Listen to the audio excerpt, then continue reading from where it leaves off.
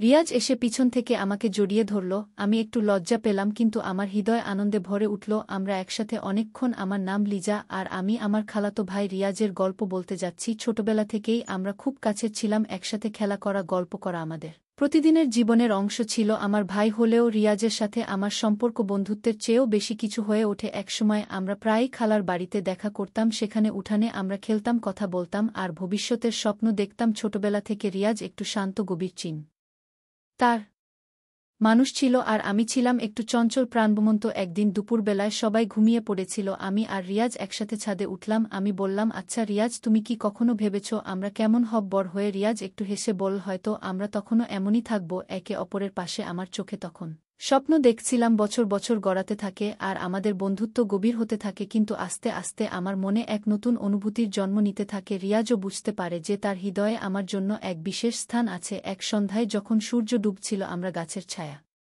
হাঁটছিলাম। আমি হঠাৎ থেমে গিয়ে বললাম, রিয়াজ, আমি কি তোমাকে কিছু বলবো? রিয়াজ তাকিয়ে থাকল আমার চোখের দিকে। আমি একটু লজ্জা পেয়ে বললাম, আমি জানি না এটা কি, কিন্তু আমি মনে করি আমি তোমাকে ভালোবাসি। রিয়াজের মুখে এক চিলতে হাসি ফুটে উঠল। সে বলল, লিজা, আমি অনেক দিন ধরেই তোমাকে এটা বলতে চেয়েছি। আমি তোমাকে ভালোবাসি। আমাদের ভালোবাসা এখন গোপন, কারণ আমরা জানি পরিবারের সবাই এটা মেনে নেবে না। তাই আমরা চুপি চুপি দেখা করতে শুরু করলাম। একদিন রাতে সবাই ঘুমিয়ে পড়ার পর আমি জানালার পাশ দিয়ে বেরিয়ে আসলাম। রিয়াজ বাইরে অপেক্ষা করছিল। আমরা চলে গেলাম নদীর ধারে। সেখানে বসে আমরা অনেকক্ষণ কথা বললাম, স্বপ্ন দেখলাম, আর একে অপরের উপস্থিতি উপভোগ করলাম। রাতে যখন সবাই ঘুমিয়ে থাকত, আমি আমার রুম থেকে বেরিয়ে এসে রিয়াজের রুমে যেতাম। আমরা মৃদু আলোতে কথা বলতাম, বই পড়তাম, কখনো একে অপরের চোখে চোখ রাখতাম। আমি রিয়াজের কাঁধে মাথা রেখে বলতাম, তুমি জানো, আমি সারা জীবন এভাবেই থাকতে চাই। রিয়াজ মুচকি হেসে বলত, তুমি আর আমি লিজা, আমরা একসাথে সব কিছু পারব। এক বিকেলে বাড়ির সবাই বাইরে গিয়েছে, আমি আর রিয়াজ একসাথে বাড়িতে। আমি রান্নাঘরে কিছু বানাচ্ছিলাম। রিয়াজ এসে পিছন থেকে আমাকে ধরল।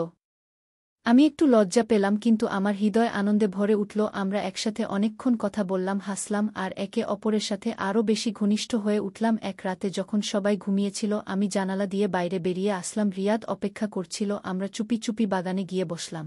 রিয়াজ আমার হাত ধরে বলল, তুমি জানো লিজা, তুমি আমার জীবনের সবচেয়ে গুরুত্বপূর্ণ মানুষ। আমি মৃদু হাসি দিয়ে বললাম, তুমিও আমার জন্য। তাই রাত গভীর হলে আমি আমার ঘরের জানালা দিয়ে বেরিয়ে এসে রিয়াজের রুমে যেতাম। রিয়াজ জানালার পাশে দাঁড়িয়ে থাকত, আমার অপেক্ষায় ছিল। আমি তার কাছে গিয়ে দাঁড়াতাম। আমরা একে অপরকে দেখে মুচকি হাসতাম। আমি বললাম, রিয়াজ, আমরা কি এভাবে কতদিন থাকতে পারব? রিয়াজ গভীরভাবে তাকিয়ে বলল, আমরা একে অপরকে ভালোবাসি, এটা সবচেয়ে বড় কথা। তারা একে অপরের খুব কাছে এসে দাঁড়া। রিয়াজ আমার চুলের হাত বুলাত, আমি চোখ বন্ধ করে সেই স্পর্শ উপভোগ করতাম। আমরা তখন অনেকক্ষণ কথা বলতো, নিজের স্বপ্ন আর ভালোবাসার গল্প শেয়ার করতাম। রাতে যখন বাড়ির সবাই ঘুমিয়ে থাকত, আমি আর রিয়াজ একসাথে বসে থাকতাম। রিয়াজ আমার হাত ধরে বলতো, তুমি জানো, আমি তোমাকে ছাড়া থাকতে পারবো না। আমি চোখে পানি নিয়ে বলতাম, আমিও না। রিয়াজ তারা একে অপরের খুব কাছে এসে দাঁড়া। রিয়াজ আমার চুলে হাত বোলাত, আমি